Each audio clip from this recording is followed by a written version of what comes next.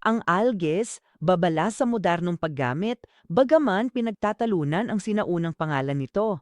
Mapagbantay na tagapag-alaga, algae ang karaniwang tawag, ngunit hindi tiyak.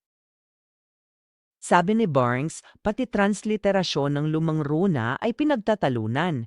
Mahirap gamitin ang pangalan dahil ang tunog nito ay di direktang lumitaw sa unang salita.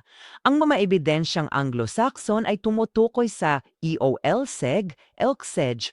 Ang modernong pagbasa ng proteksyon ng elk ay konbensyonal. Sa modernong orakulo, ang algae na patayo ay simbolo ng proteksyon, santuwaryo at pagiging alerto sa panganib. Baliktad, ito'y pagkalantad, kawalan o babalang hindi kahanda.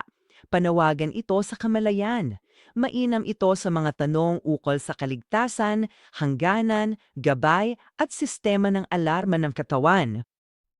Malagang gamit. Sa turises, karaniwang aktibong warding ito. Sa manas, proteksyong mula sa matalinong lipunan. Gamit ang lagus, intuitive o environmental sensitivity na dapat sundin bago madaig.